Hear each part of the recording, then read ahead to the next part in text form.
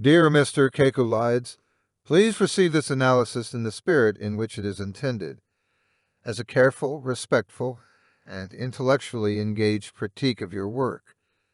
The observations offered here are not meant to diminish your commitment to Scripture or the seriousness of your endeavor, but rather to examine the text from theological, historical, and philosophical perspectives in a constructed and scholarly manner. It is my hope that this reading may contribute meaningfully to the continued reflection on the important topic you address. Critical analysis of Harris Kekulides' evidence of Moses' authorship of the Pentateuch. Harris Kekulides' evidence of Moses' authorship of the Pentateuch presents a sustained apologetic defense of the traditional belief that Moses authored the first 5 books of the Bible: Genesis, Exodus, Leviticus, Numbers, and Deuteronomy. The author compiles scriptural citations, rabbinic tradition, patristic testimonies, and theological observations in an effort to counter the documentary hypothesis, JEDP theory, and reassert the classical view of Mosaic authorship. While the text demonstrates structural coherence and religious conviction, it lacks historical critical nuance, theological breadth, and philosophical depth necessary for a serious academic engagement with the topic.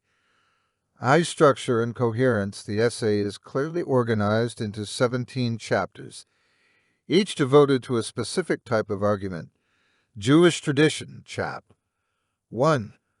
Early Christian witnesses, chap. 2.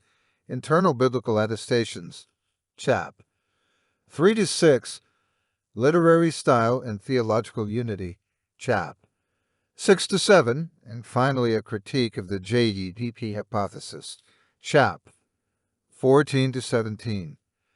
This structure reflects a didactic purpose aimed at reaffirming a unified position, rather than exploring the complexity of the authorship question. While the flow between chapters is orderly, there is significant redundancy.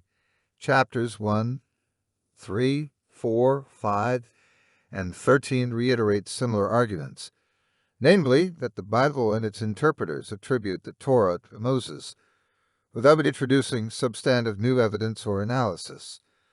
The repetition results in a kind of rhetorical circularity, rather than cumulative argumentation.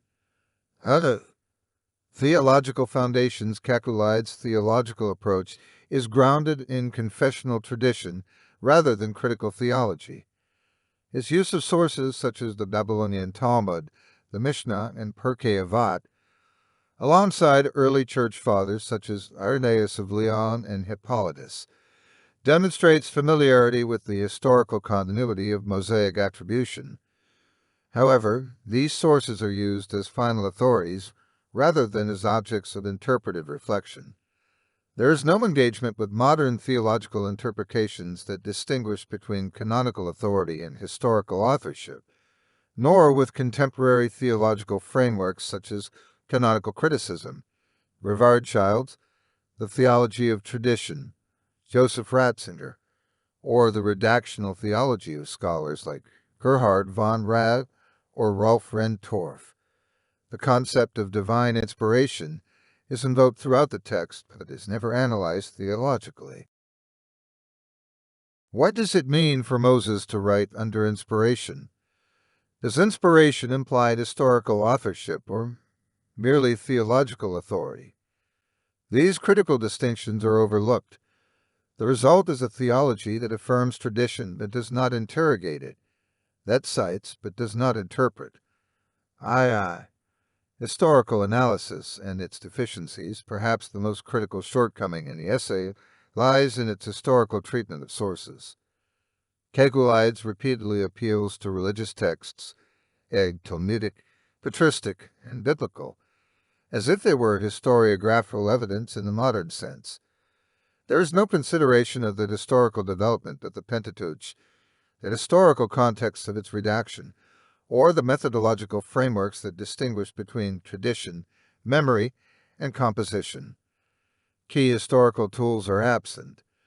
No reference to archaeological findings, egg-tell-down steel, Mary tablets, or the Dead Sea Scrolls.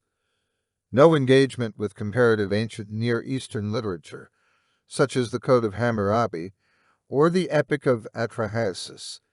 No discussion of the socio-political context of exilic or post-exilic Judea, which is essential for dating Deuteronomistic material. The appeal to Moses' Egyptian education, chap. 9. As evidence of literacy and authorial capacity is plausible within a narrative frame, but it is treated uncritically. The assumption that upbringing in Pharaoh's court guarantees literary production of the Torah lacks serious examination. Modern scholarship on scribal culture, orality, and textual transmission is completely ignored. Moreover, Kekulides does not account for the absence of manuscripts or textual strata predating the post-exilic period that would definitively establish Mosaic authorship. The argument from historical silence, we have no evidence of DEDP manuscripts, is used to discredit the documentary hypothesis. While unverified traditions from religious texts are accepted uncritically as historical proof, a clear inconsistency in evidentiary standards. IV. Philosophical and hermeneutical absence. The most striking absence in the essay is philosophical. The text never confronts what it means to speak of authorship in the ancient world. No distinction is drawn between authorial figure, Moses as theological symbolic origin, textual composition, the layers and redactions of the Pentateuch, and canonical attribution as an act of theological identity formation. Authors such as Paul Ricoeur, Hans-Georg Gadamer, and Michael Foucault have all critically explored the relationship between text, author, and interpretation. Their insights are essential when evaluating whether a sacred text's claim of authorship functions as historical assertion, symbolic marker, or liturgical anchor. Kekulides avoids these questions entirely. His analogy with Shakespeare, chap. 14, meant to explain the alternation between divine names, Wari/Io is misapplied. Shakespeare's literary style cannot serve as a hermeneutical model for ancient religious texts with cultic and theological functions. The use of multiple divine names has deep textual and theological implications that have been studied extensively in biblical scholarship, especially in relation to source criticism, covenantal language, and priestly theology, all of which are absent from the discussion. V. The JEDP hypothesis. Misunderstood and misrepresented chapters 14 through 17 are devoted to a critique of the documentary hypothesis. However, this critique is largely dismissive rather than analytical. Kekulides rejects JEDP on the grounds that it lacks archaeological confirmation, and that stylistic variation can exist within a single author. Yet the JEDP theory, as developed by Julius Wellhausen, Richard Elliott Friedman, and others, is based not on physical manuscripts but on internal textual evidence, repetitions, contradictions, vocabulary patterns, narrative discontinuities, and theological development. For example, Genesis 1 and 2 present distinct creation accounts. The flood narrative interweaves two separate timelines. The name of God alternates in patterned, non-random ways. These are not quirks of style but editorial signs. Kekulides does not engage with any of this evidence. His argument is not a refutation, but rather a declaration of belief in Mosaic authorship, regardless of contrary literary data. He attempts no synthesis, no reinterpretation, and no mediation between traditional faith and historical complexity. Conclusion. A catechetical apologetic, not a critical essay in sum. Evidence of Moses' authorship of the Pentateuch is a sincere but ultimately confessional reaffirmation of tradition. It is formally structured and rhetorically consistent, but it does not engage seriously with theology, history, or philosophy in the academic sense. Its sources are cited as dogmatic authorities rather than as data to be examined. Its argumentation avoids complexity, nuance, and methodological diversity. It may serve a devotional or pastoral audience well, but it does not constitute a scholarly contribution to the debate on Mosaic authorship. 1. You raise the point that Genesis 1 and 2 present distinct creation accounts as an objection to Mosaic authorship. This is a very common argument in biblical criticism, often used to suggest multiple sources for Genesis. However, from my understanding, these chapters are not contradictory, but rather complementary, providing different, yet harmonious, perspectives on the same grand event. Genesis 2, rather than being the separate account, functions to expand and focus on specific aspects introduced in Genesis 1. Here's how I see it. Genesis 1, the cosmic, overview, and chronological account, its focus. Genesis 1-1, 1-2-3 gives us a broad, universal, and chronological overview of creation.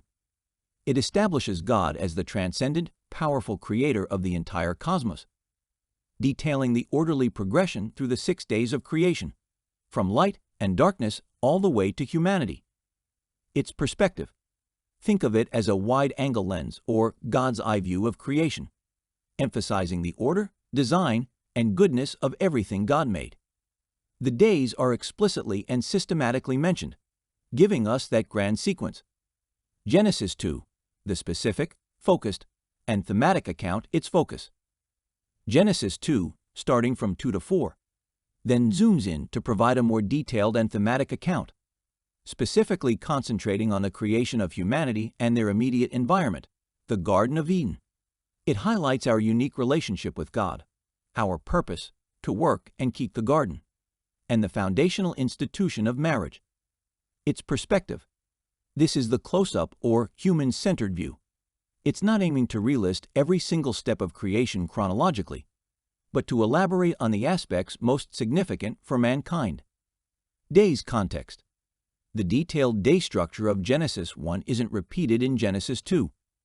Genesis 2-4 acts as a summary heading. These are the generations of the heavens and of the earth when they were created, in the day that the Lord God made earth and heavens.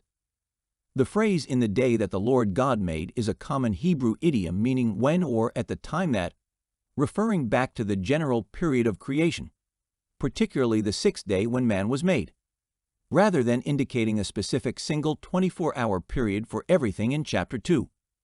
Order of creation, apparent discrepancies explained. Plants. Genesis 1:11 discusses plants created on day 3. Genesis 2-5 states, "No shrub of the field had yet appeared on the earth, and no plant of the field had yet sprung up, for the Lord God had not sent rain on the earth, and there was no man to work the ground." This isn't a contradiction. Genesis 1 refers to all vegetation globally, whereas Genesis 2-5-7 refers specifically to the cultivated plants, shrubs/plants of the field, that would require human interaction and specific conditions for the Garden of Eden, which God would plant after creating man. Genesis 2-8-9. Animals. Genesis 1:24-25 places land animals before man on day 6. Genesis 2:19, in many translations, can read, "Now the Lord God formed out of the ground all the beasts of the field and all the birds of the air, and brought them to the man." The Hebrew verb here, yatzar, allows for a pluperfect translation, had formed or having formed. So a precise reading indicates that God had already formed these animals, as described in Genesis 1, and then brought them to Adam for naming. This perfectly harmonizes the two accounts. Literary style and divine names. Genesis 1 uses the general name Elohim, God, emphasizing God's universal power and transcendence. Genesis 2 uses Yahweh Elohim, Lord God, emphasizing God's personal, covenantal relationship with humanity, which aligns with the more intimate focus of this chapter. This difference in divine names highlights different aspects of God's character and his interaction with creation, rather than pointing to different authors contradicting each other. In conclusion, Genesis 1 lays out the grand, cosmic overview of creation, establishing God's sovereignty and the universe's order. Genesis 2 then provides a more detailed, relational, and purpose-driven account focusing on humanity's creation and their initial environment, including vital details about our relationship with God and the establishment of marriage. They are like a wide-angle shot followed by a close-up, creating a fuller, richer picture when read together, rather than two conflicting narratives. 2. You've brought up the common assertion that the flood narrative interweaves two separate timelines, suggesting a contradiction. This argument often arises from a selective reading of different chronological statements in Genesis 7-8.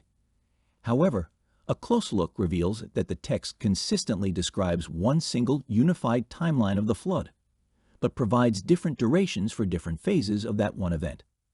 The perceived two timelines usually stems from contrasting.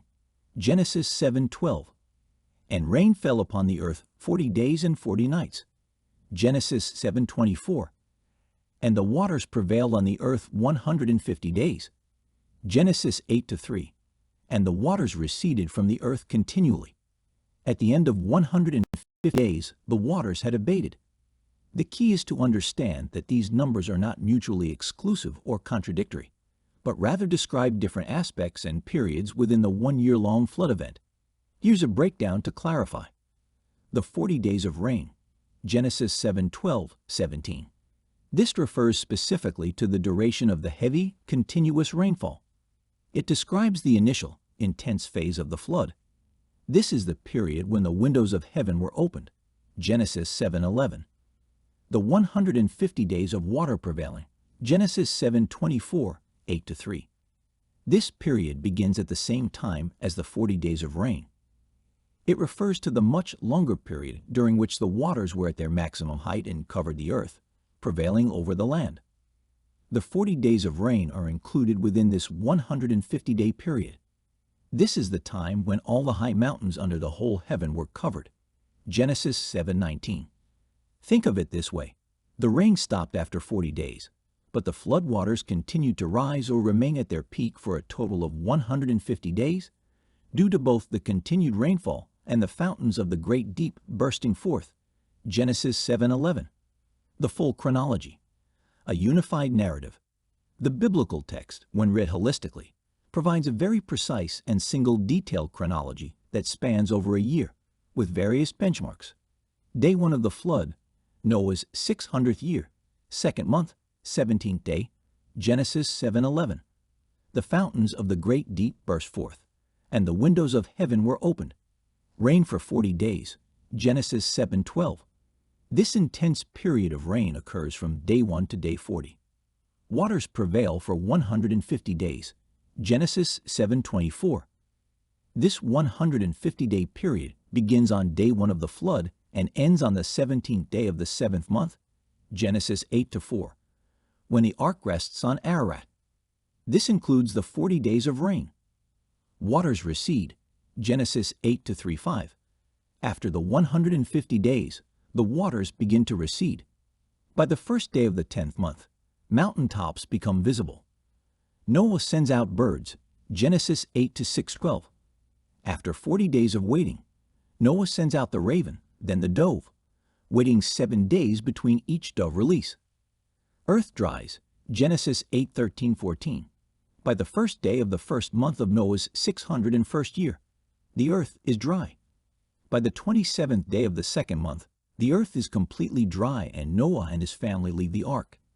This entire sequence totals approximately 370 to 371 days, a full lunar year plus 10 to 11 days, clearly describing one continuous event with specific phases measured by different durations. Analogy.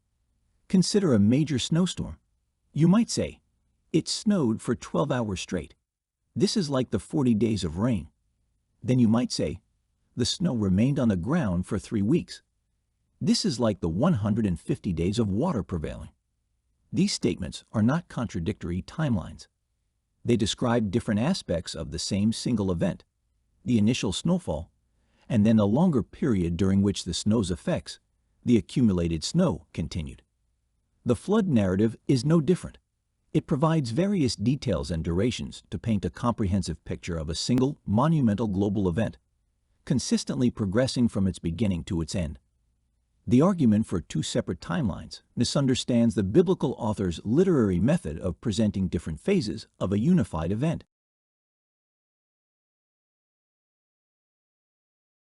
Three, you've brought up the argument on the names of God as an objection to Mosaic authorship, suggesting that the use of Elohim and YHWH indicates different authors. My point was that a single individual can indeed have multiple names or titles, and the choice of which name to use often depends on the context. This practice was not unique to Shakespeare's time, but was very common in the ancient world, including the Near East. The key is that the different names of God in Genesis are not indicators of conflicting sources, but rather different aspects or revelations of the same single God, much like how a person might be referred to by different names or titles, depending on the relationship or situation. Here are examples from ancient sources, beyond Shakespeare, where individuals or deities were known by multiple names or titles. Egyptian pharaohs and deities. Pharaohs. Egyptian pharaohs had a minimum of 5 official names: Horus name, Nepi name, Golden Horus name, Pranamen/throne name, and Nomen/birth name. While one might be used more commonly in inscriptions, the existence of these multiple names for one ruler is undeniable. For example, Tutankhamun's birth name was Tutankhaten, and his throne name was Nebkepur. Deities. Egyptian gods often had many epithets and alternative names that highlighted different aspects of their power or role. For instance, the sun god could be called Ra, general name for the sun god; Atum, creator aspect; Chepri, rising sun, scarab beetle aspect; or Amun, hidden air god, often combined as Amun-Ra. The choice of name depended on the specific theological context or liturgical purpose. Mesopotamian deities. Babylonian/Sumerian gods. Gods in Mesopotamia were frequently known by multiple names or epithets, which often describe their attributes or functions. Ishtar, the goddess of love, war, and fertility, was known by numerous names, including Inanna in Sumerian, and had many cult titles depending on her specific role or temple. Marduk, the chief god of Babylon, was given many titles, often reflecting his power and various functions, after he defeated Tiamat in the Enuma Elish. The 50 Names of Marduk is a famous section in the Enuma Elish, where he is acclaimed by 50 different names, each signifying an aspect of his power and triumph. Human kings and figures in ancient texts. Biblical examples within a single author's narrative. Even within the Bible, figures are sometimes referred to by different names or titles. Jacob/Israel. Genesis itself, Genesis 32:28, 35:10, shows one individual being called both Jacob and Israel by the same author, Moses/the unified text, depending on the context of their identity or covenant relationship with God. Solomon/Jedidiah. David names his son Solomon, but the Lord also sends word through Nathan that he should be called Jedidiah, beloved of the Lord. 2 Samuel 12:24-25. Simon/Peter/Cephas, New Testament, but same principle. In the New Testament, Simon is also called Peter, Greek, and Cephas, Aramaic, all referring to the same person by different names/titles. Applying this to Genesis. Elohim, God. This is the generic term for God and emphasizes God as the powerful, transcendent creator of the universe. It is used primarily in Genesis 1, where the focus is on the universal act of creation and God's power over all things. Yahweh Elohim, Lord God. This compound name emphasizes God's personal, covenantal relationship with humanity. It is used predominantly in Genesis 2, where the focus shifts to the intimate creation of man, the Garden of Eden, and the specific covenant relationship established with Adam and Eve. Later, as the narrative progresses, YHWH, Lord, becomes the primary name, highlighting God's covenant faithfulness and redemptive actions toward his people. The choice of divine name in Genesis is therefore not evidence of multiple contradictory authors, but rather a sophisticated literary and theological device that highlights different attributes of the one true God, depending on the specific aspect of his character or action being presented in that part of the narrative. This is consistent with ancient literary practices of using multiple names or titles to convey different facets of an individual or deity. Where to begin? You've taken on the daunting task of supporting a hypothesis that has been convincingly shown to be incorrect for the last 200 years. And it is more than just the text-critical data of the documentary theory. The Pentateuch is, as you know, full of doublets featuring narratives of what is obviously the same event/period with significantly different details, implying different authors' recollections of the same historical event/feature, Egg X 4026. For example, the making of the Ark of the Covenant, Moses or Bezalel? In addition, it is similarly full of anachronisms, some unabashedly plain, indicating the future author/commentator had no shyness in revealing that he was, indeed, not the eyewitness but rather a later commentator. Just for one example of literally dozens, we have Noah in Gen 8:20 loading clean animals onto the ark. However, Noah is said to have lived around 1,000 years before YHWH ever told Moses which animals were clean, let 11, D 14 to 321. Of course, then we also have Moses and his actions being referred to in the third-person voice throughout the Pentateuch except in Deuteronomy. Why would he write of himself in the third-person voice? I admire your courage in taking on the defense of what is quite clearly indefensible. Good luck. Let's look at your questions and answer them from someone who really believes the Bible and will most likely include this debate in his third edition. 1. You raise an interesting point about doublets and the making of the Ark of the Covenant, but I believe the biblical text presents a consistent and complementary account, not a contradiction. The distinction lies in the roles of command/authority versus craftsmanship/execution. Moses' role. Divine authority and instruction. Exodus 25:10-22 clearly shows God giving Moses the direct command and detailed specifications for the ark's construction on Mount Sinai. Moses is the conduit of divine will. Exodus 35:10-19 further demonstrates Moses acting as the leader, instructing the people and calling for skilled artisans to come forward to perform the work according to God's blueprint. Bezalel's role. Inspired skill and execution. Exodus 31:15 and Exodus 35:30-35 explicitly state that Bezalel was chosen by God and filled with the Spirit of God for the very purpose of carrying out the detailed craftsmanship for the tabernacle and its furnishings, including the ark. This highlights his divinely gifted expertise. Exodus 37:19 then narrates Bezalel's actual construction of the ark, faithfully following the precise instructions Moses had received from God. This is analogous to an architect designing a building, God's plan, a general contractor overseeing the entire project, Moses' leadership, and skilled builders performing the actual construction, Bezalel and his team. All are essential, and their roles are distinct but complementary, not contradictory. Regarding your reference to Exodus 40:26, this verse actually describes the placement of the golden altar for incense in the tabernacle.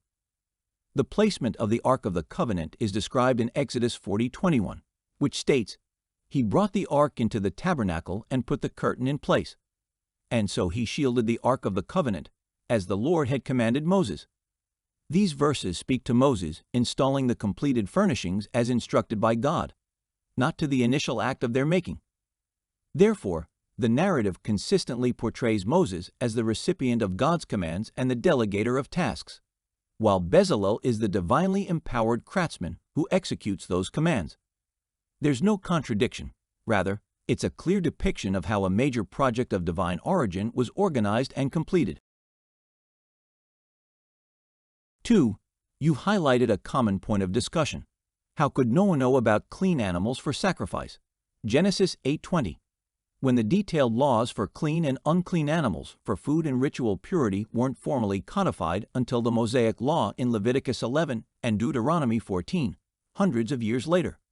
Here's how to understand this from a perspective that upholds the biblical text. Clean for sacrifice, not necessarily for food, initially. The primary context for the clean distinction in Noah's time is sacrifice. After the flood, Noah immediately builds an altar and offers burnt offerings of every clean animal and every clean bird. Genesis 8:20.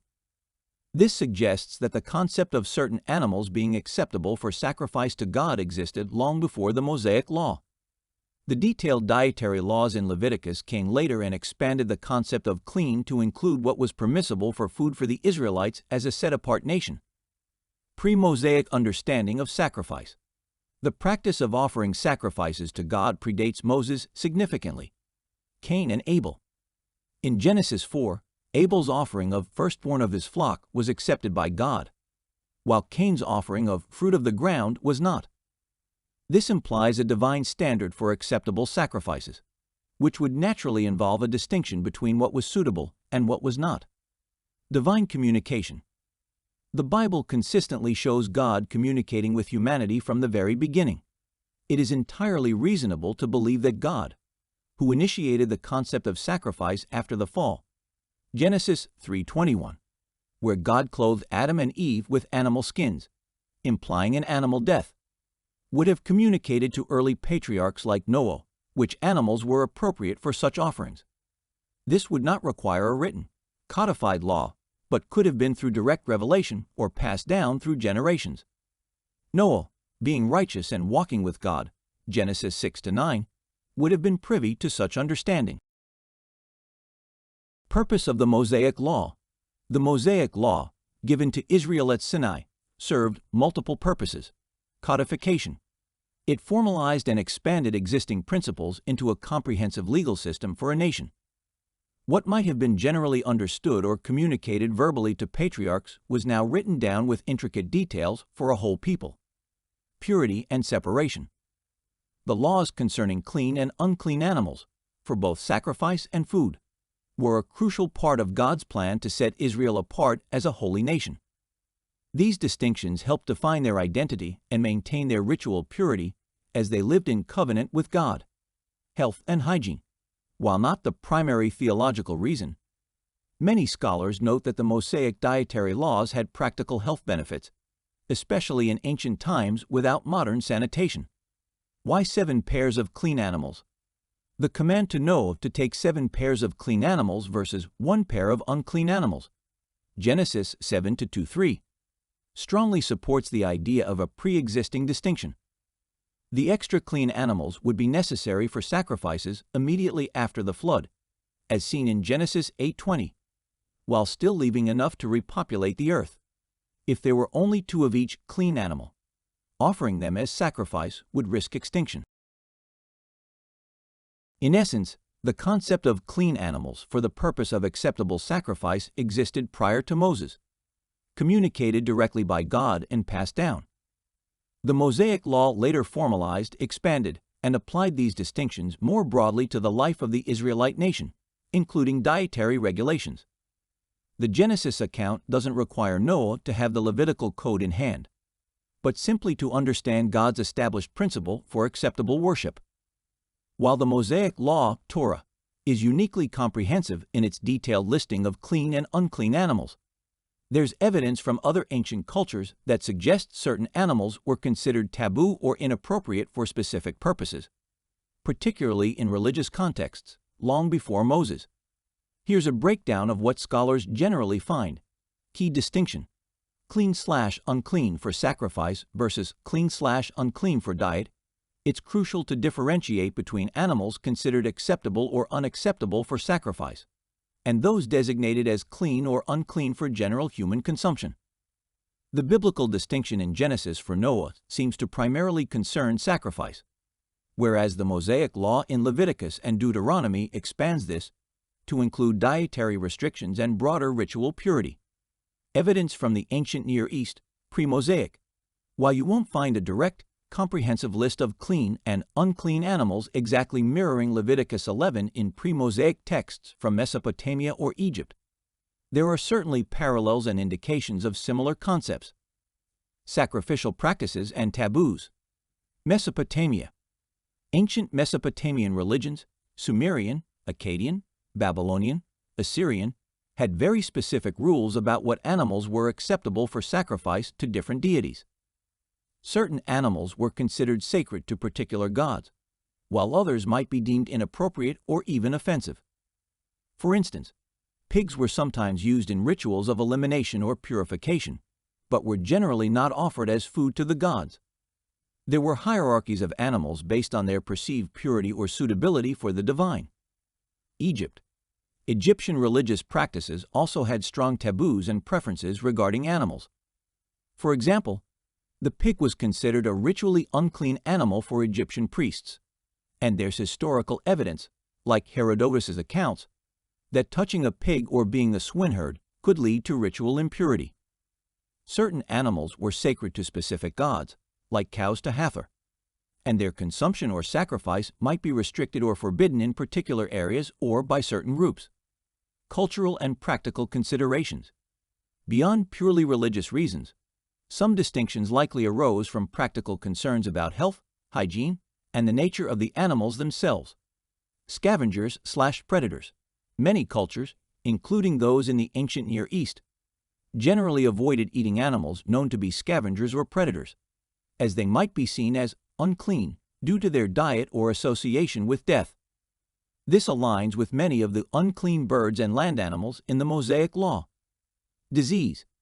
Animals prone to carrying parasites or diseases, like pigs if not properly cooked, or shellfish in certain climates, might have been instinctively avoided or deemed unclean over time, even if the precise scientific reasons weren't understood.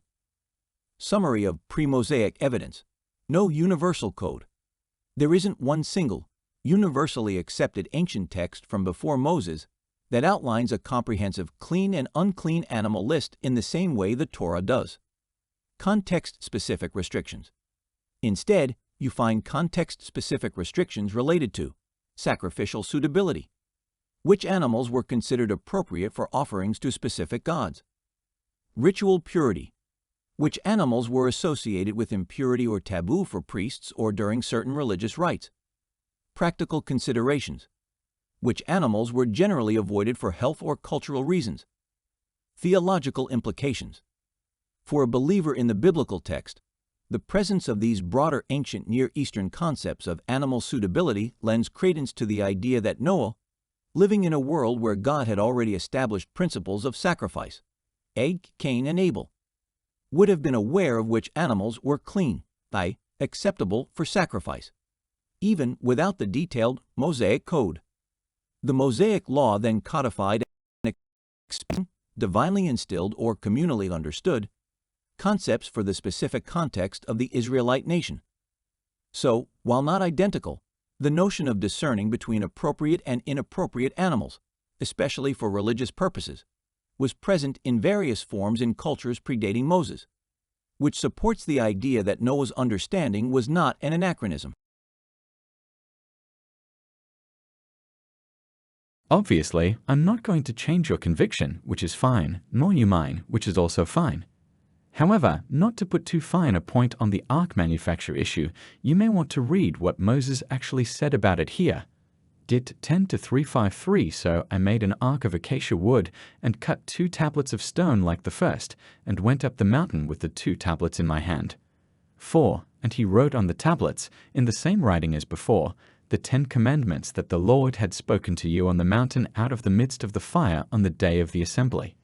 And the Lord gave them to me. 5. Then I turned and came down from the mountain, and put the tablets in the ark that I had made. And there they are, as the Lord commanded me. As for anachronisms, I have 55 bookmarked in my Tanakh, of which 43 are within the Pentateuch. The only way they can be understood, and, as I had earlier mentioned, most times the author seemed unconcerned that his words placed him in the future apart from the events he was narrating. It's as if he says, I'm telling you this narrative about events in the past as if I was there. But I'm here now across the river, the fact of which you and I both know makes no difference whatsoever, or words to that effect. And the identification of the various authorial schools involved in writing the Torah and the Deuteronomic history are well known and accepted, but their existence really can't be debated on a superficial level.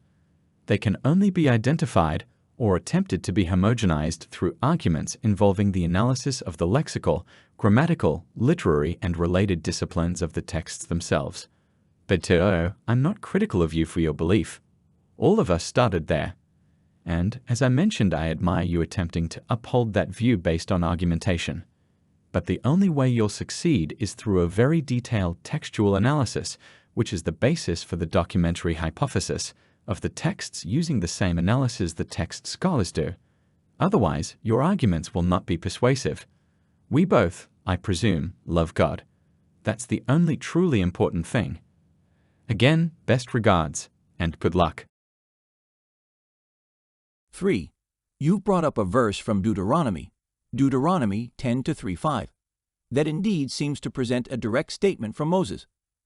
I made an ark of acacia wood, and put the tablets in the ark that I had made.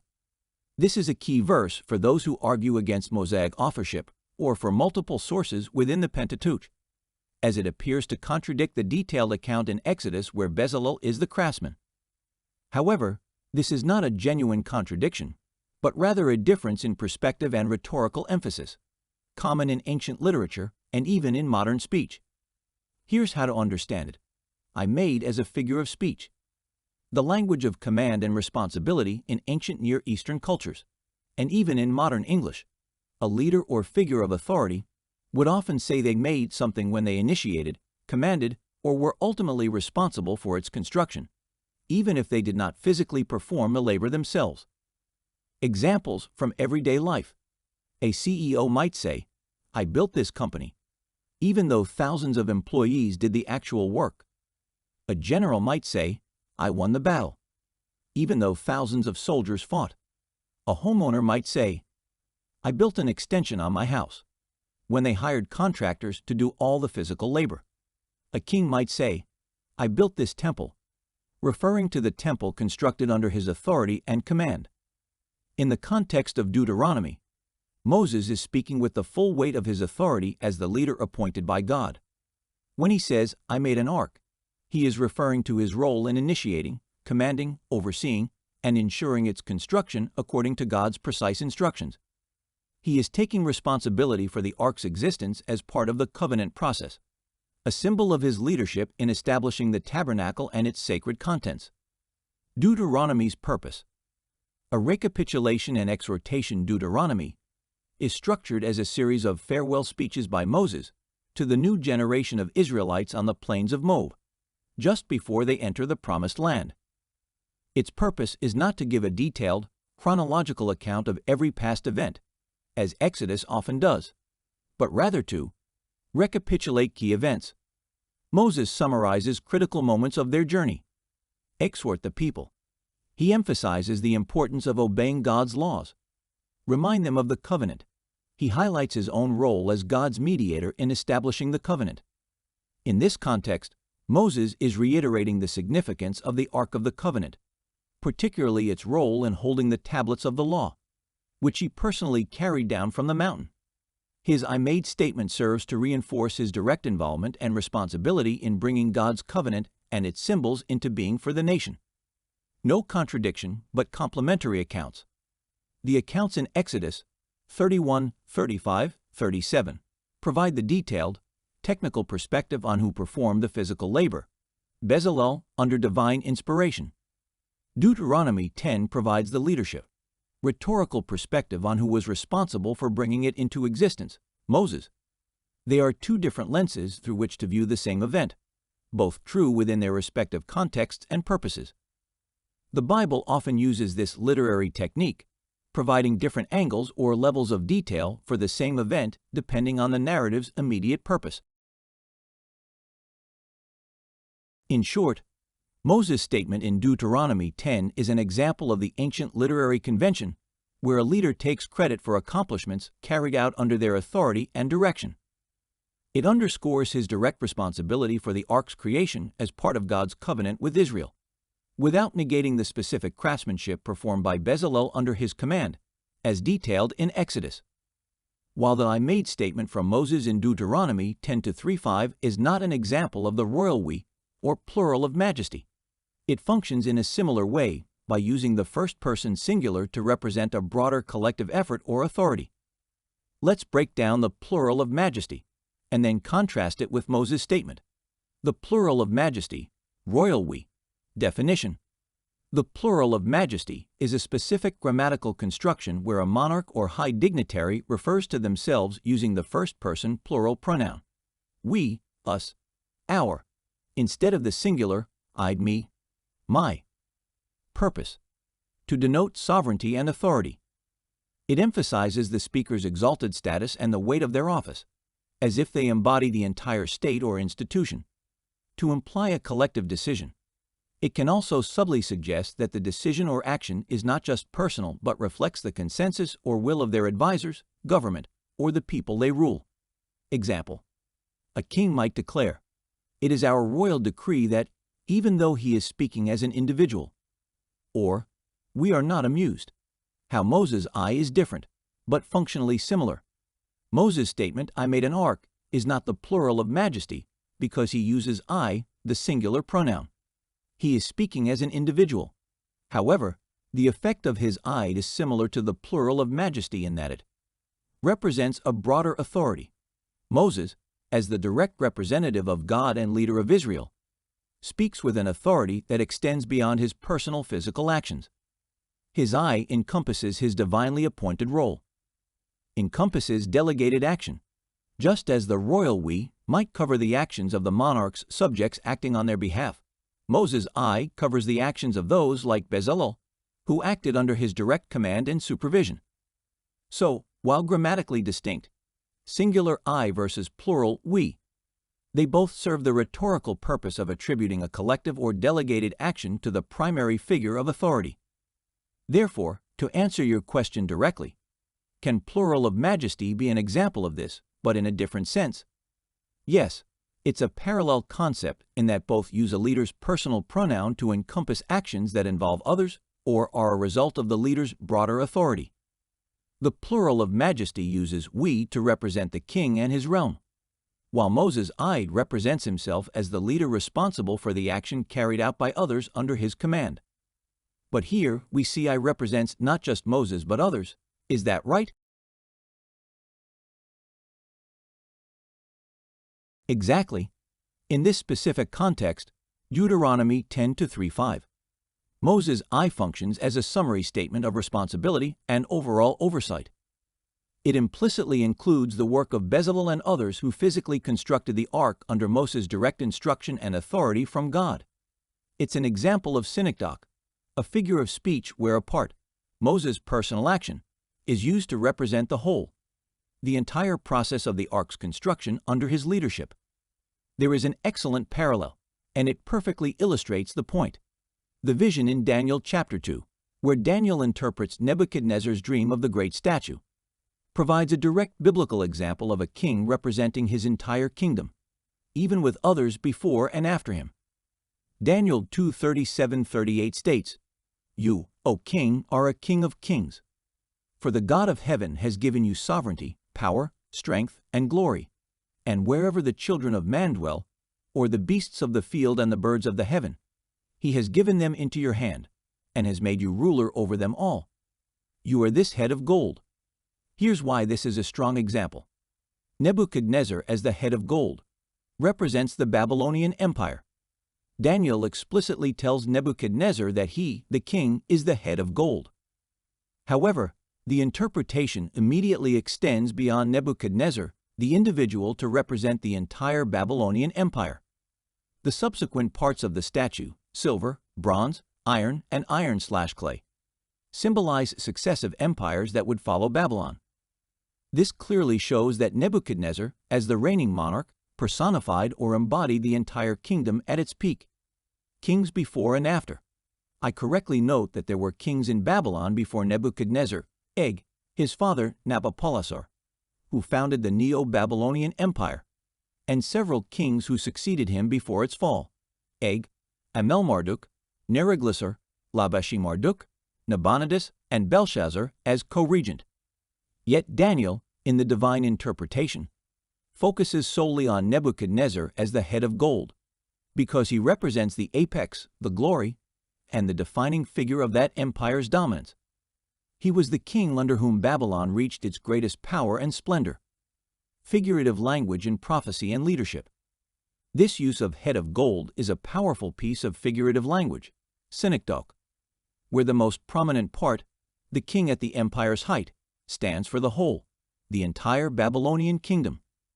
It's not a literal historical limitation denying other rulers, but a symbolic representation emphasizing the most significant figure of that era. Just as Nebuchadnezzar was identified as the head of gold to represent the entire Babylonian Empire at its zenith, Moses' statement, "I made the ark," emphasizes his supreme authority and responsibility for the ark's construction, encompassing the work of those who labored under his command. Both are examples of how a prominent individual is presented as the embodiment or chief agent of a larger endeavor or entity within biblical narrative and prophecy. I hope this can change your mind, but if you have any other disagreements with Moses' authorship, let's see some more of the 43 ones that you mentioned.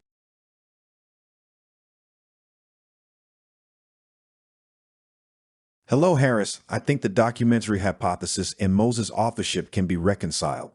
I've been developing a new defense of the JEPD model, reframing it as best explained by a Bronze Age origin, from a single-generation Mosaic authorship, specifically after the period of Semitic integration in Egypt under the 12th, 13th, and 14th dynasties. Framework summary. Yahweh's Che presents a personal God aligned to more Semitic tradition from lead tribes, especially Judah, later settled in the southern kingdom region. Elohist E emphasizes the transcendent Elohim linked to traditions from the racial tribes, Ephraim, Manasseh, Benjamin, whose worldview developed through Joseph's more Egyptian influence. Priestly P.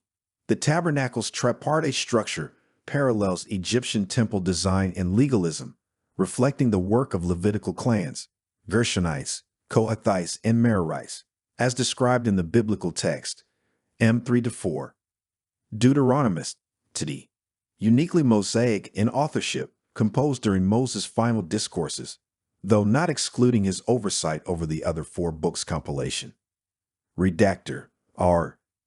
The final Iron Age editorial integration occurred during a long process in the monarchic period, likely the United or early divided monarchy, not in the Persian era. Recent textual criticism supports this model, showing close theological and narrative alignment between P and D. Despite different authorship between Leviticus, from a Levitical committee, and Deuteronomy, directly from Moses, and distinguishing both from the Deuteronomistic history, Tetrarch, from the Josiah kingdom. Supporting evidence for Bronze Age authorship.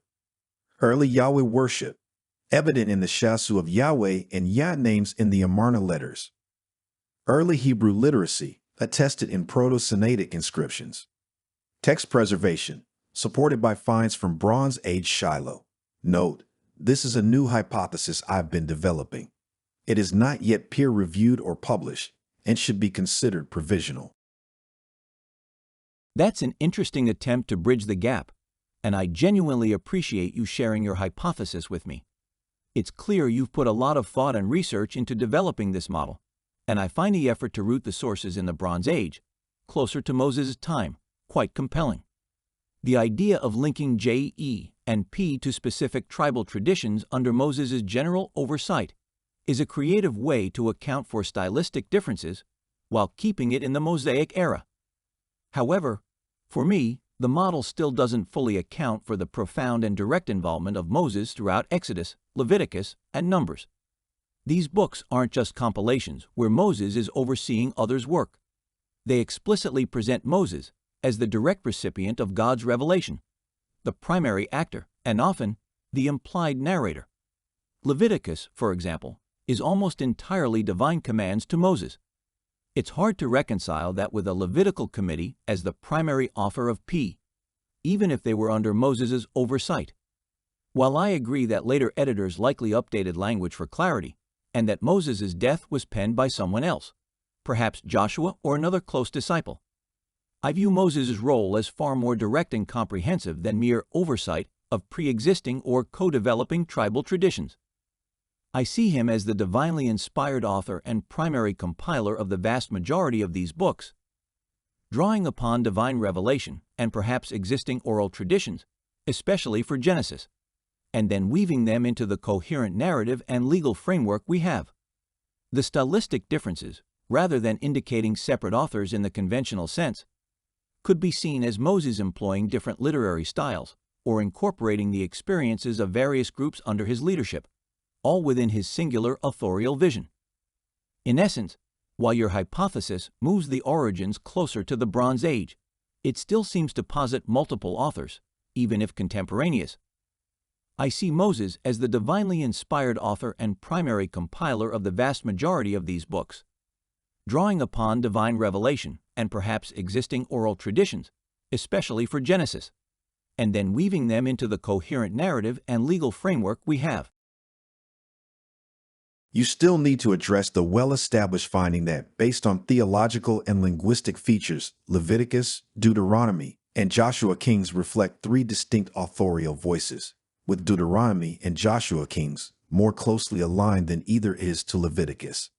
Simply stating disagreement with textual criticism creates a discussion vacuum that risks losing the debate by default. Instead, it's more effective to engage critically, acknowledge the observations, but reinterpret them within a Mosaic framework. All the material originates from Moses, but was transmitted through different scribal traditions. This model is internally supported by Scripture. Leviticus, P. Moses, Aaron. All Israel, you, Aaron, may teach the Israelites all the statutes that Yahweh has spoken to them by the hand of Moses. Lev 10:11. Deuteronomy, D. Moses, all Israel. These are the words that Moses spoke to all Israel. Deut 1:1. Deuteronomistic history, Pentateuch. Later scribes imitating D. All Israel Josiah read in their hearing all the words of the book of the covenant, and made a covenant before Yahweh to follow Yahweh and keep his commandments. You are better off to win the argument by defending that what critics see as separate authorship can be better understood as different scribes stemming from a single Mosaic source. And this is understood from the biblical internal evidence itself. That's a very fair and insightful point, and I appreciate you pushing me to engage more deeply with the observations of textual criticism rather than simply stating disagreement. You're right that a discussion vacuum isn't productive, and I want to offer a more robust understanding of how I reconcile these textual features with Mosaic authorship. I fully acknowledge the scholarly observations regarding distinct theological and linguistic features in different parts of the Pentateuch and the Deuteronomistic history, Joshua Kings. I can see how, at face value, these differences lead critics to posit separate authorial hands, J, P, D, and Pentateuch. However, I would argue that what critics interpret as evidence of separate authorship can be better understood as evidence of different scribal traditions, all stemming from a single Mosaic source and authority. This allows for the observed stylistic and theological variations without abandoning the core belief in Moses as the primary author and compiler of the Torah. Think of it this way: Moses as the divine source and overseer. Moses received the direct revelation from God. He was the fount of the law and the historical narrative. However, the sheer volume of material and the varied contexts in which it was delivered and recorded would naturally lead to different modes of transmission and subsequent compilation, different schools or traditions under Mosaic authority. It's highly plausible that even during Moses' lifetime, or immediately following his death, different groups or individuals close to him were responsible for recording, transmitting, and organizing various aspects of the divine revelation and historical events. These groups could have developed distinct scribal habits or emphasis, while all working under Moses' direct instruction or oversight. For instance, a group focused on the detailed priestly laws and tabernacle specifications, what critics call P, might have developed a precise, formulaic style, reflecting the meticulous nature of their task. This aligns with your own excellent point about Leviticus P, Moses, Aaron, all Israel, where Aaron and the Levites are specifically tasked with teaching these statutes received by the hand of Moses, Leviticus 10:11. Their voice would naturally sound different. Similarly, the material in Deuteronomy D is explicitly presented as Moses' final discourses to all Israel, Deuteronomy 1:1. It's a review, an exhortation, and a covenant renewal, inherently different in tone and structure from the detailed cultic laws of Leviticus or the narrative flow of Exodus/Numbers. This particular section was Moses speaking directly, perhaps dictating or personally composing this unique second law. The Deuteronomistic history, Authorship, while clearly aligned with the themes of Deuteronomy, I would attribute to later scribes in the monarchic period who were deeply influenced by the Mosaic teachings, particularly those emphasized in Deuteronomy. They weren't creating new Torah, but narrating Israel's history through the lens of those Mosaic covenant principles, as seen in Josiah's actions, 2 Kings 23-23. This is precisely how traditions evolve and are applied by later generations, without denying the original source. This model, where variations reflect different scribal traditions stemming from a single Mosaic source, is not contradictory to the biblical text. In fact, it finds internal support in how the Scripture itself describes the transmission of these laws. It allows us to acknowledge the astute observations of textual critics regarding stylistic and thematic variations, but to interpret them not as evidence of multiple independent authors undermining Mosaic authorship, but rather as different facets of Moses' comprehensive work, transmitted and preserved by different schools or hands under his authority and continued influence. Here's an example, specifically from Deuteronomy, that illustrates Moses' direct involvement in writing, and then delegating the transmission and preservation of the law to the Levites, who would embody a specific scribal tradition for its care. Example from Deuteronomy 31-913 and related verses. Moses writes the law.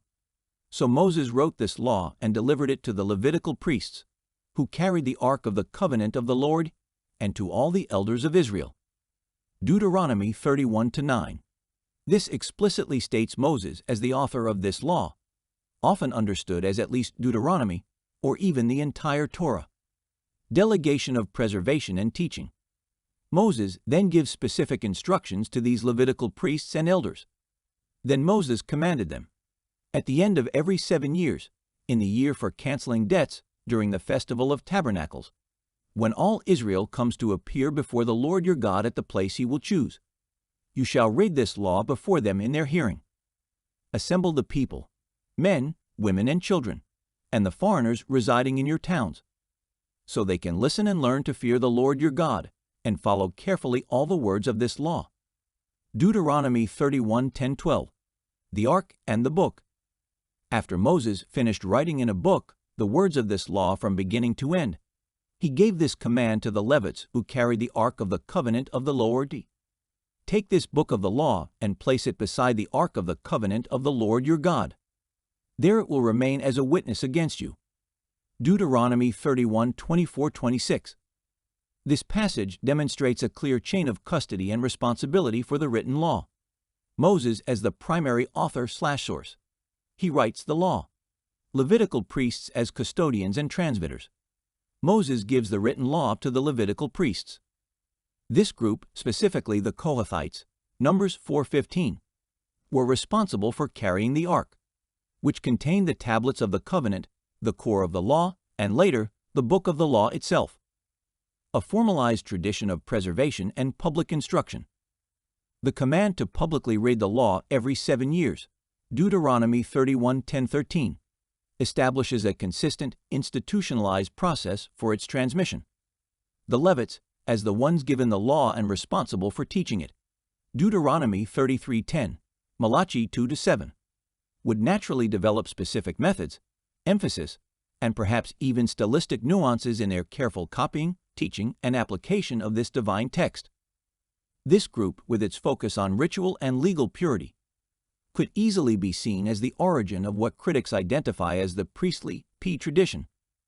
Therefore, the biblical text itself shows Moses creating the core body of law and then entrusting its faithful preservation and transmission to a specific group, the Levites/priests. This group would then inherently develop a scribal tradition centered around this sacred text, ensuring its accurate copying and teaching.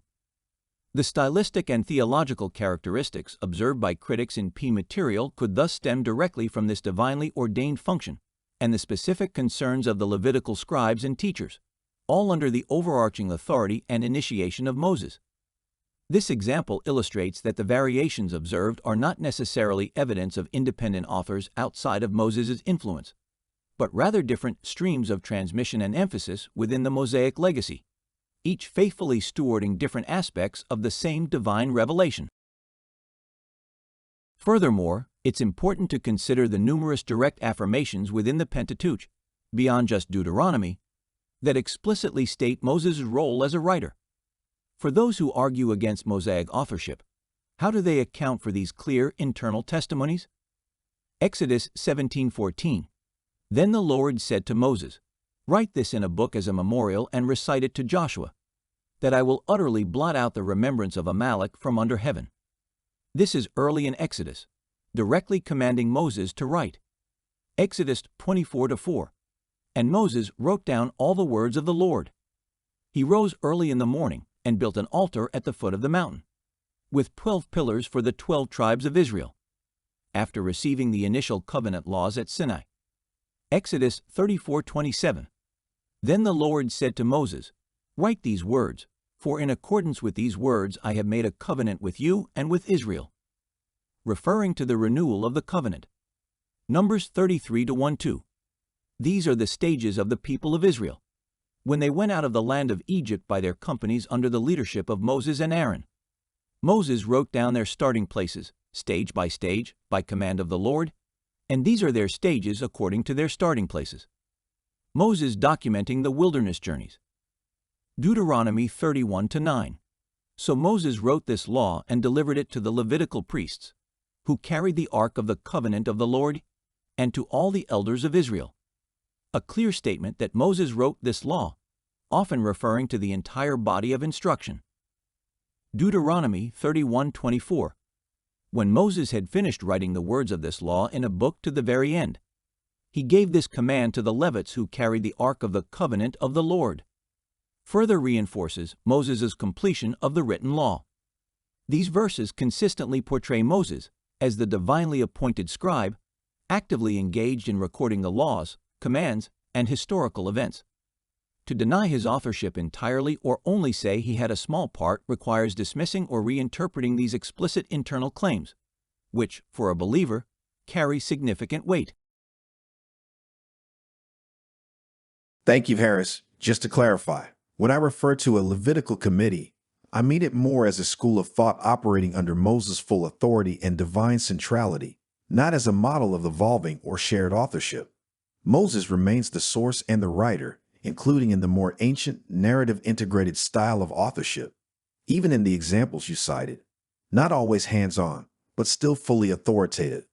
Also, my view of divine action leans more toward providence than overt supernaturalism, so if I approach certain elements more naturalistically, that's intentional, but this shouldn't be mistaken for a rejection of theistic belief. In this view, the roles of J, E, P, and D reflect not independent revelations, but reaffirmations of earlier divine instruction, expressed through distinct lenses, not as disconnected pronouncements, but still validated and guided by a just and sovereign hand. Really appreciate your engagement. Thank you, PG, for that clarification. I really appreciate you taking the time to elaborate on your perspective. Your explanation of the Levitical committee as a school of thought operating under Moses' full authority and divine centrality genuinely clarifies your position, and I find that very helpful. It moves the discussion closer to common ground, as it emphasizes Moses as the singular source and ultimate authorial authority, even if different scribal traditions developed around his teachings. This resonates with my own understanding of how the law would have been preserved and transmitted by those closest to Moses and dedicated to its meticulous care. I also understand your leaning towards providence rather than overt supernaturalism in explaining divine action. It's important to clarify one's theological lens, and I respect that approach. It's clear that both our views are rooted in a firm belief in God's active involvement in history. Ultimately, despite our different interpretations of the specific mechanisms of transmission and compilation, it's reassuring to know that we are both in full agreement on the most crucial point, that the scripture we have is a product of God's sovereign hand, faithfully given to us. That shared foundational belief is truly what matters most. Thank you again for such a thoughtful and engaging dialogue. I've learned a lot through our exchange. Lord bless you, my brother. How can we explain the presence of Aramaic languages in the book of Genesis, such as Yegar Sahadutha? Genesis 31:47. Given that this language was not known to Moses, borrowings from other cultures, such as Babylonian and Egyptian texts dating back 3500 BC, are also possible. How can we explain the description of Moses' death and burial by his own author? That's a fair challenge, and these are indeed common questions raised regarding the traditional view of Mosaic authorship. I appreciate you bringing them up, as they allow for a deeper understanding of the complexities involved. Let's address them one by one.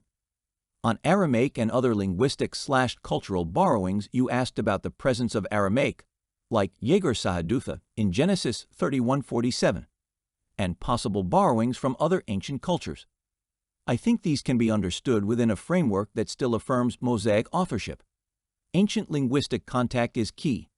The ancient Near East was a hub of trade and cultural exchange long before Moses' time. Egyptians traded widely, and Babylonian merchants were well-known travelers. This kind of interaction naturally leads to some linguistic contact and the occasional adoption of foreign words. In the specific case of Yegar Sahadutha, it actually highlights the linguistic difference between Jacob, Hebrew, and Laban, Aramaic, at that very ancient point, serving as a narrative detail rather than indicating Aramaic as the common language of the author. Example of what I am saying can be seen in Amarna letters, Egypt. This famous archive of cuneiform tablets from Amarna, Egypt, dating to the New Kingdom, mid-14th century BCE, contains diplomatic correspondence between Egyptian pharaohs and various Near Eastern rulers, including those in Babylonia, Kassite kings. These letters frequently discuss gifts, exchanges, and requests for goods, clearly indicating active communication and a system of reciprocal exchange that often involved trade. Scribal updates for clarity. Anachronisms. My main point here, and one I think is critical, is the concept of later scribes updating the text for clarity. It's highly probable that over generations, scribes, in their diligent preservation of the Torah, made minor linguistic adjustments and updated place names to ensure contemporary readers understood. This could mean adding a more familiar Aramaic term alongside an older, less understood Hebrew one. Similarly, the mention of cities like Ramses in Genesis and Exodus is understood as an anachronism. The original name of the location during the time of Jacob and Joseph would have been different, but later scribes updated it to Ramses, because that's what the city was known as in their time. It's not to say the event happened in the time of Ramses II, but to pinpoint the location clearly for readers living much later. Think of it like me saying Persia, but clarifying it as modern-day Iran, or Babylon as Iraq. It's about making the location intelligible to a contemporary audience, not changing the original event or the primary author. This kind of glossing is a common and accepted practice in the transmission of ancient texts and doesn't undermine the original Mosaic authorship. Moses' education and divine revelation. Remember, Moses was educated in all the wisdom of the Egyptians, Acts 7:22. This would have given him a deep understanding of the surrounding cultures, including their literary styles and even some linguistic nuances. So, if there are shared motives or concepts, it could reflect either common human experiences within that ancient context or Moses' ability to communicate divine truth in terms understandable to a people steeped in Egyptian culture, always with the understanding that the ultimate source was God's revelation through him. On the description of Moses' death and burial, this is a very common and valid question, and the answer, for me, lies firmly in ancient tradition, Talmudic tradition, Jewish tradition, particularly in the Babylonian Talmud. Baba Bafra of 14 bits directly addresses this. The most accepted view is that Joshua, Moses' successor, wrote the final verses describing Moses' death and burial.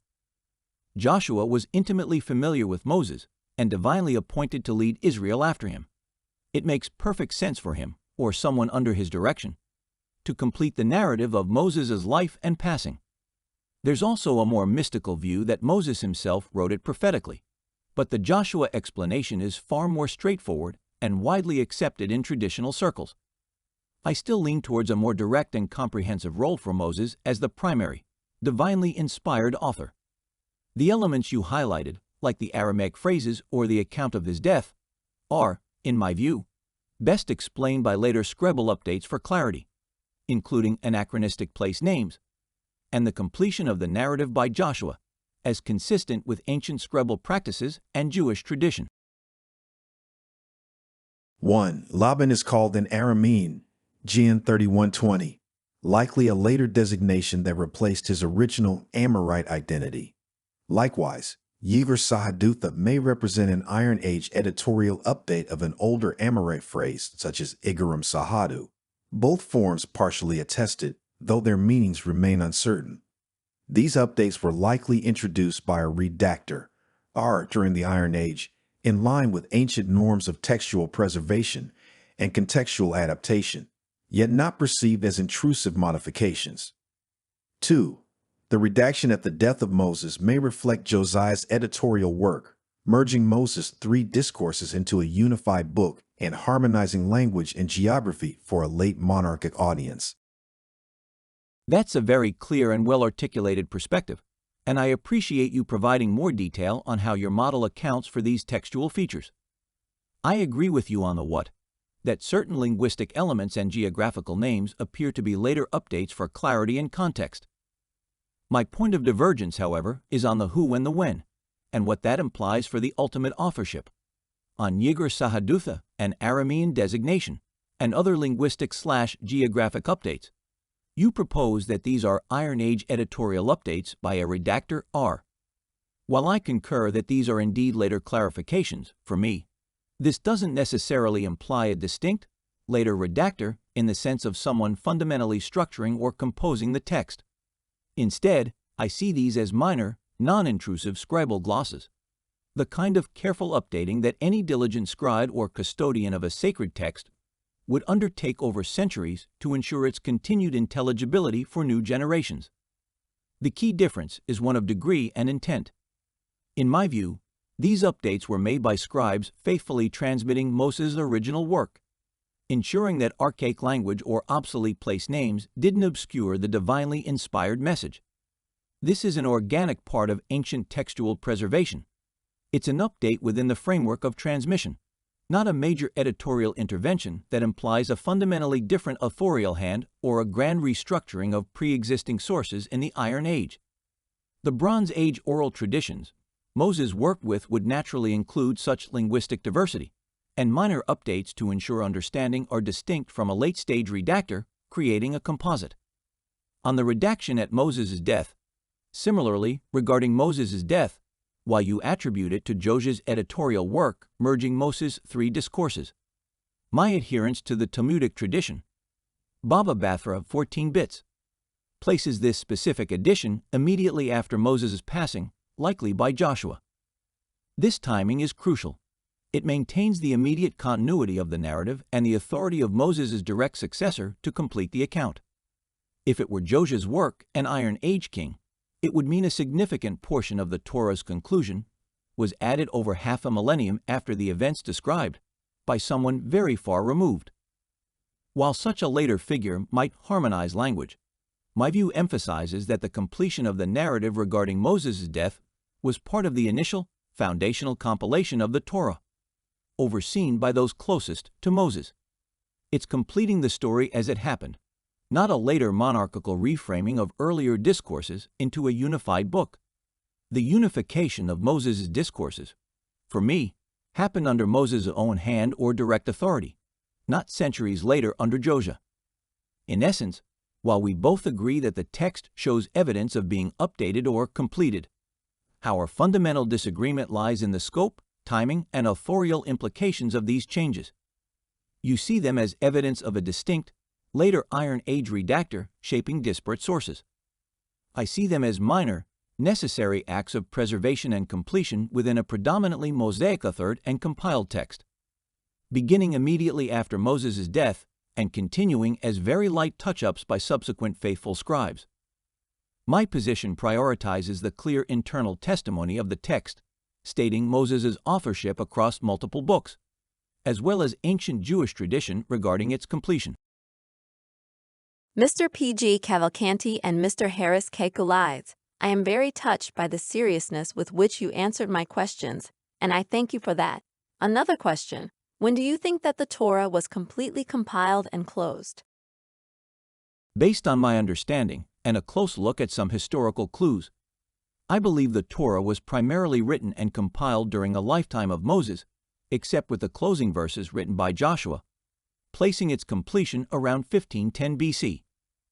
My reasoning for this time frame is rooted in the belief that the biblical Exodus event aligns with the historical expulsion of the Hyksos from Egypt, which archaeologists date to approximately 1550 BC. Several pieces of evidence reinforce this connection for me. The ancient Jewish historian Flavius Josephus, writing in the 1st century CE, famously identified the Israelites with the Hyksos. He explicitly states this in his work against Apion, quoting the Egyptian historian Manetho. This king, Thutmose, or Ahmose, drove them, the Hyksos, out of all Egypt. These are they that are called shepherds, and were also called captives by a divine appointment. Now in the 93rd year before the Hebrews came, they were expelled from Egypt by the king Thutmose. Josephus, against Apion, Book I, chapter 14. Josephus goes on to describe that after their expulsion, these shepherds, whom he believed were the Israelites, crossed the desert into Syria, and there built a city in the country which we now call Judea, and that was of old a large one, and was called Jerusalem. This directly connects their departure from Egypt to their settlement in what is now modern-day Israel. We also find intriguing linguistic parallels, such as the name Jacob on some Hyksos-era scarabs, which resonates with the biblical patriarch. Furthermore, the depictions of the Hyksos in Egyptian art, particularly their distinctive dress and appearance, align with the idea of them being a foreign, Levantine people, rather than, say, Hittites. If the Exodus indeed occurred with the Hyksos expulsion around 1550 BC, and we hold to the Mosaic authorship of the Torah, then Moses would have been leading the Israelites and compiling these foundational texts during that period and the subsequent 40 years in the wilderness. This would bring the final compilation of the Torah to around 1510 BC, right before the Israelites entered the Promised Land. If you accept the biblical narrative that the name of God, Yahweh, was first introduced by Moses, then I say, just follow the name of God.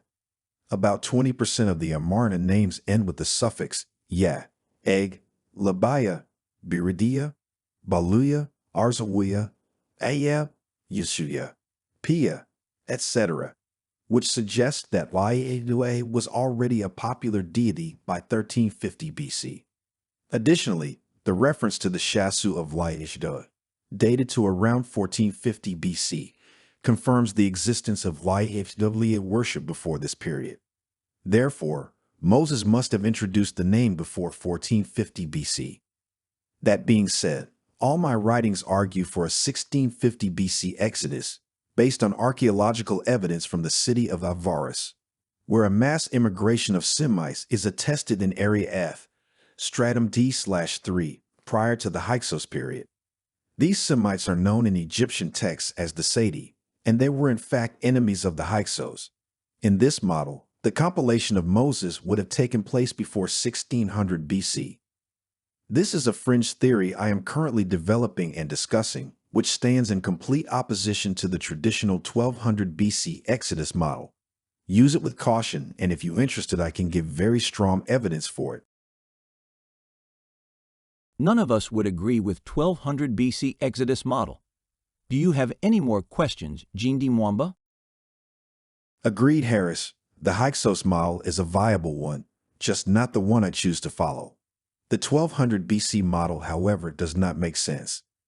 The Semitic presence in Egypt at that time was minimal, and its fatal flaw is that Egypt maintained firm control over Canaan from the reign of Ramses II, 1200s BC, until Shoshenkai, 900s BC.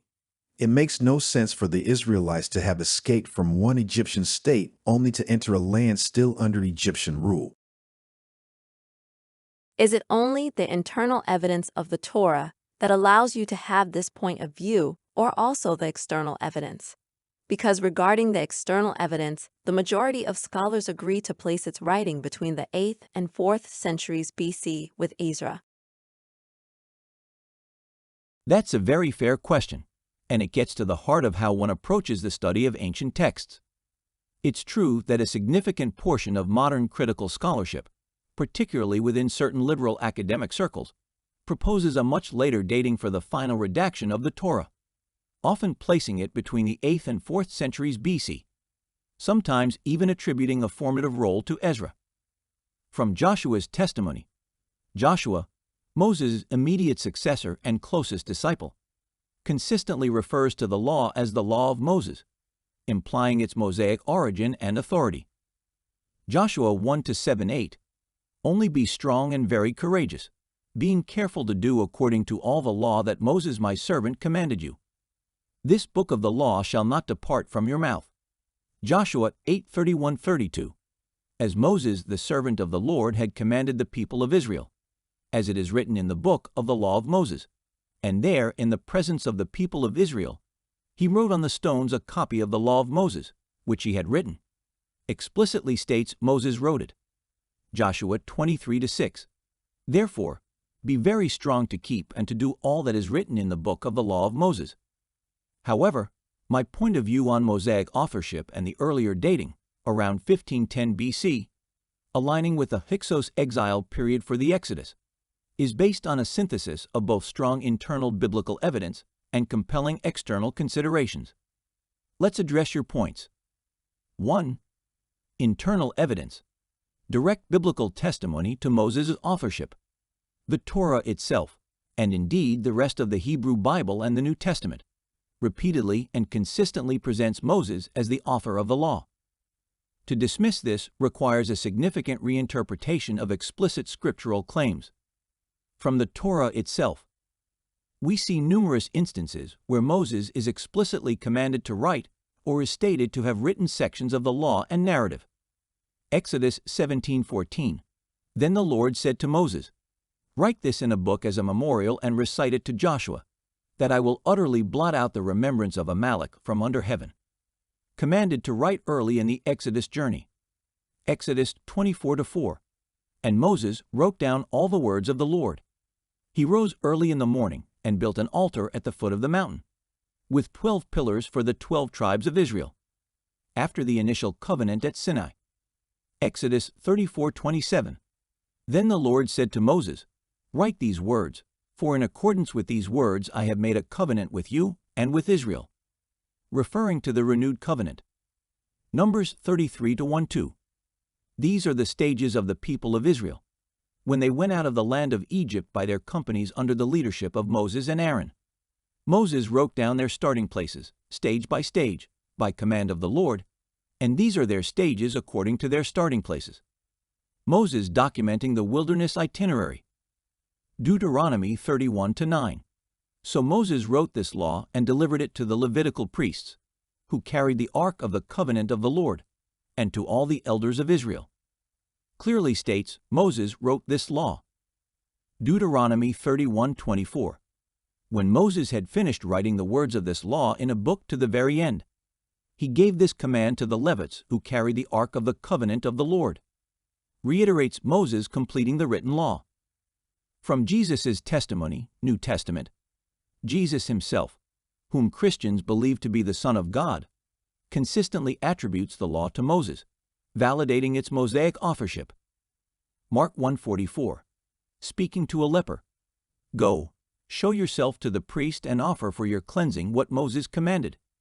John 5:46-47, "For if you believed Moses, you would believe me, for he wrote of me. But if you do not believe his writings, how will you believe my words?"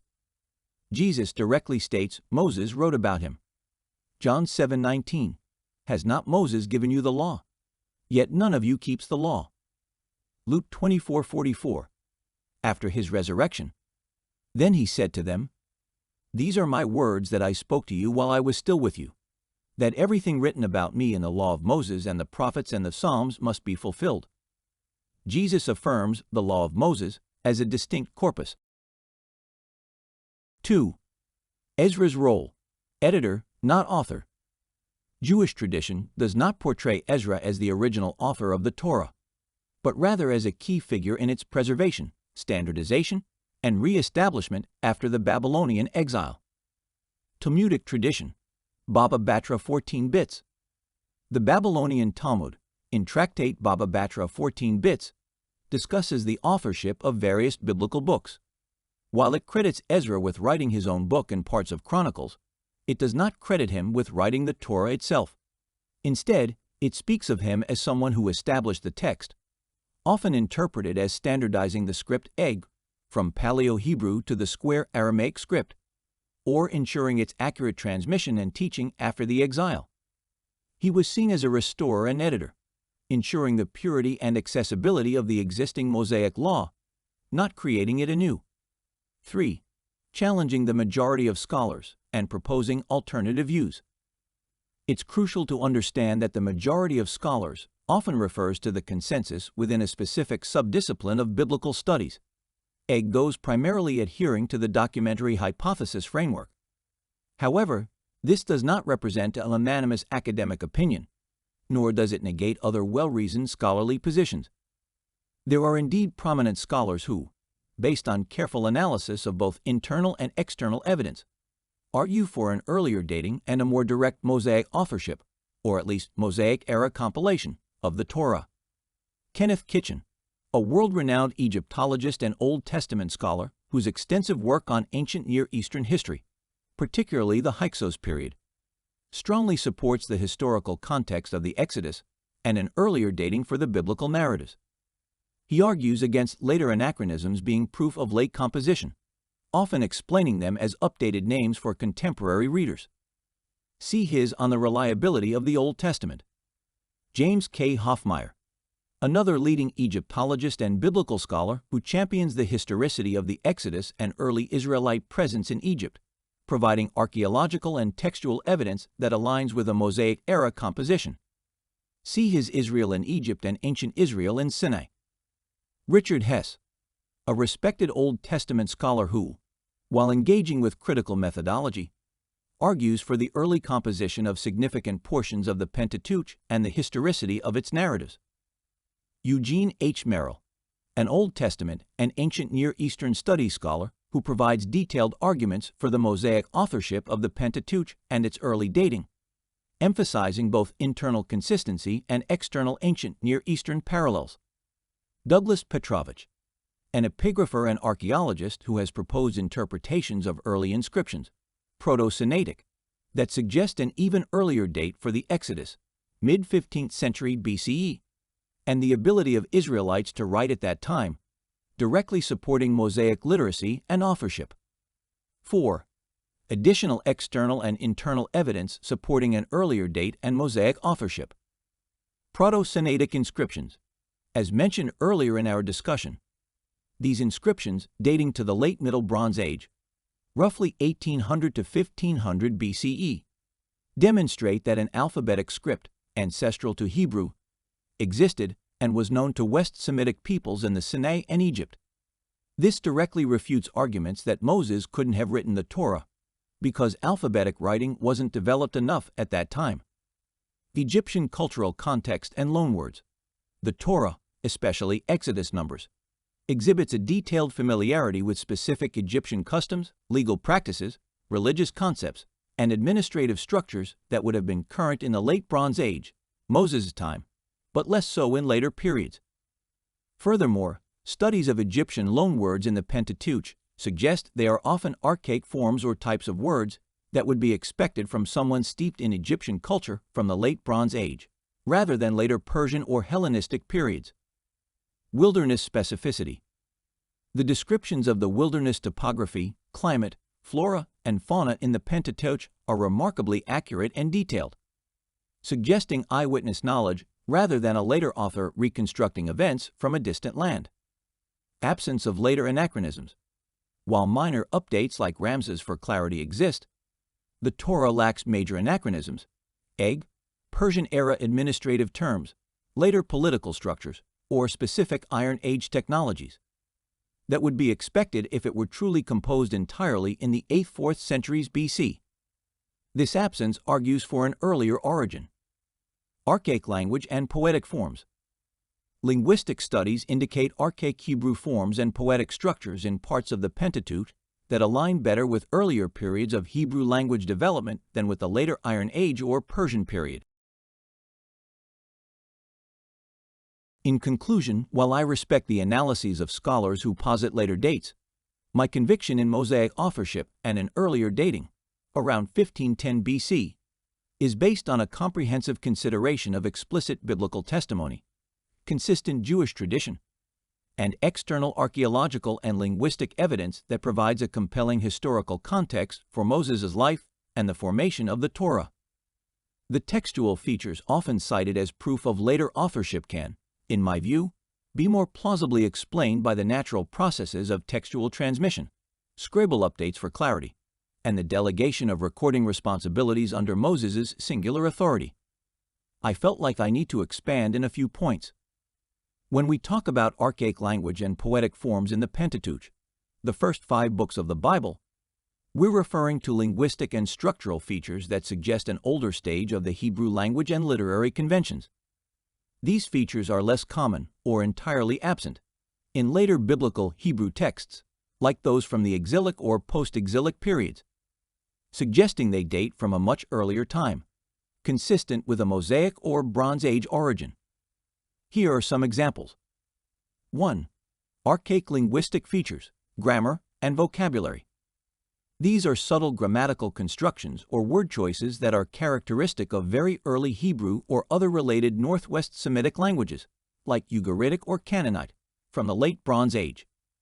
Archaic pronominal forms. The use of zivizu for the relative pronoun who / which / that. In later Hebrew, the more common relative pronoun is asher. However, in older poetic sections of the Torah, you find zivzu, which is paralleled in older Semitic languages. Example: Exodus 15:13, Psalm of the Sea. Nachita b'chastcha emzu galta. In your steadfast love you led the people whom you redeemed. Older forms of pronouns or suffixes. Some scholars point to specific third masculine plural verbal prefixes in tiu, or certain third feminine singular verbal suffixes in at as being older forms, distinct from later Hebrew. Archaic vocabulary. Words with different meanings. Some words appear in early poetic texts with meanings that align with cognates in older Semitic languages, like Ugaritic, but are different from their standard meanings in later biblical Hebrew. Example: the word pedalim in Deuteronomy 32:31, Song of Moses, is often understood in classical Hebrew to mean judged or arbitrators. However, in other Semitic languages, the root can mean dry or parched, which could metaphorically apply to Israel's enemies in that context, suggesting an older usage. Unique or rarely used words. The presence of hepax legomena, words appearing only once, or words that are very rare in later Hebrew, but present in older Semitic languages, can point to an archaic layer. Older orthographic patterns. The way words are spelled, orthography, can sometimes hint at age. Older texts might use more defective spellings, fewer vowel letters, compared to later, more pleinfuller, spellings that include more vowel indicators. 2. Archaic poetic forms and structures. The Pentateuch contains several long poetic sections embedded within the prose narrative. These poems often exhibit distinct stylistic features common to ancient Near Eastern poetry, differentiating them from later biblical Hebrew prose or poetry. Parallelism. This is the hallmark of ancient Hebrew poetry, not just in the Pentateuch, but it is particularly prominent and sometimes takes on more ancient forms in these early texts. Parallelism involves repeating an idea, either synonymously, antithetically, or synthetically, across 2 or more lines. Synonymous parallelism. The second line repeats the idea of the first in different words. Example: Genesis 49:23, blessing of Jacob. The archers bitterly attacked him. They shot at him and harassed him. Antithetical parallelism. The second line contrasts with the first. More common in Proverbs, but principles apply to earlier forms too. Synthetic/climactic parallelism. the second line develops or completes the thought of the first. Example: Exodus 15:6, Song of the Sea. Your right hand, O Lord, is glorious in power. Slash your right hand, O Lord, shatters the enemy. Condensed language and high imagery. Ancient poetry is often characterized by very concise language, rich metaphors, and vivid imagery, packing a lot of meaning into few words. Example: Exodus 15:8. At the blast of your nostrils, the waters piled up. Slash the floods stood up in a heap. Slash the deeps congealed in the heart of the sea.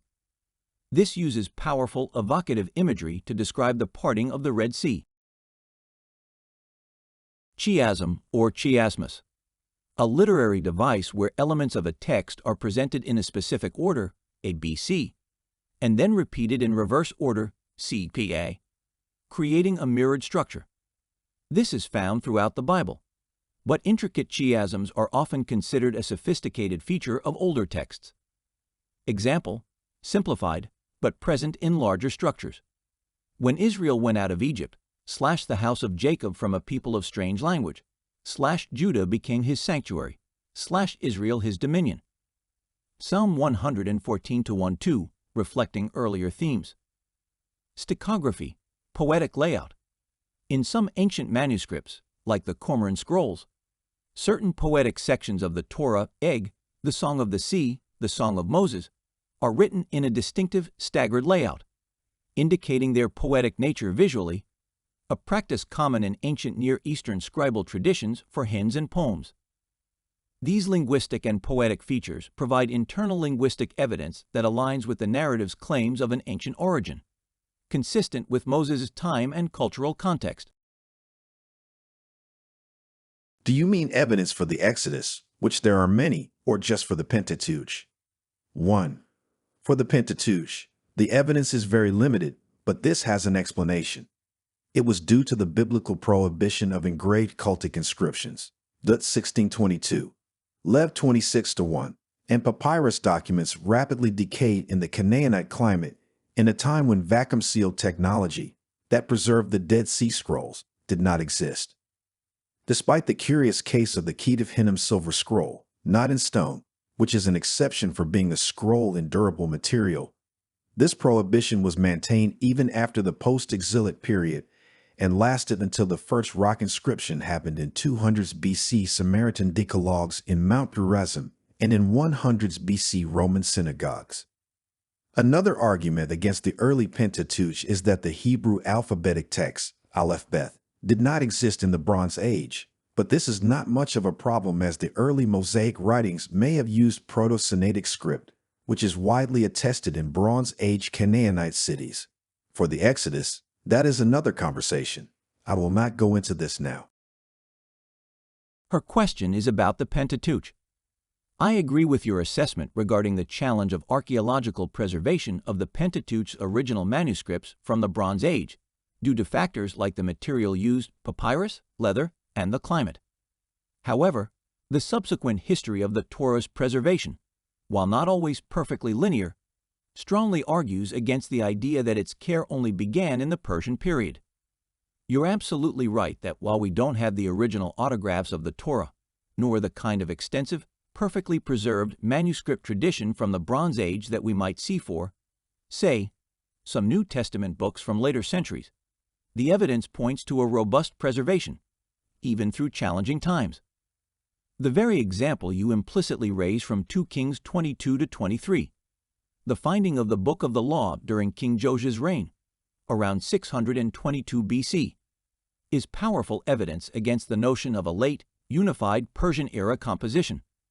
This event demonstrates that the law existed as a tangible book long before the Persian period. It wasn't being composed or created by Ezra. It was rediscovered and recognized as an ancient, authoritative text that had evidently been neglected. Periods of neglect do not equal non-existence. Just because a society, even Israel, at times failed to fully heed or circulate the law, doesn't mean it ceased to exist. In fact, the prophetic condemnations found throughout the Old Testament, in Isaiah, Jeremiah, Amos, consistently appeal to and implicitly assume the people's knowledge of the covenant law, even when they were disobedient to it. This implies the law was known and present, even if often disregarded. Furthermore, we have compelling textual evidence that confirms the deep roots and meticulous, if sometimes varied, preservation of the Torah, demonstrating its existence and authority well before any hypothetical late composition dates. The Ketef Hinnom silver scrolls. As you mentioned, these tiny amulets, dating to the 7th-6th centuries BC, pre-exilic, contain the priestly blessing from number 6. This is direct archaeological evidence of portions of the Pentateuch being meticulously copied and used as sacred text centuries before any proposed late exilic or Persian era. Authorship, unequivocally pushing the textual tradition much further back. This is a powerful counterexample to the idea of a purely late origin or solely late preservation. The Samaritan Pentateuch. This is a crucial witness.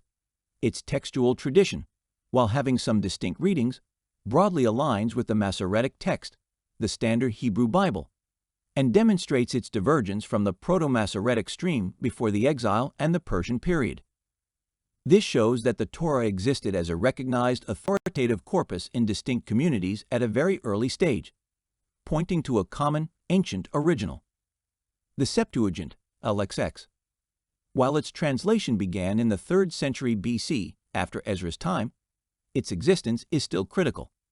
The fact that the entire Pentateuch and other books was translated into Greek by the 3rd century BC proves that the Hebrew text was already a well-established, complete, and sacred corpus by that time. It was considered authoritative and ancient enough to be translated for a Hellenistic Jewish community, strongly arguing against any idea that it was only being composed or finalized during or after Ezra's period as a new work.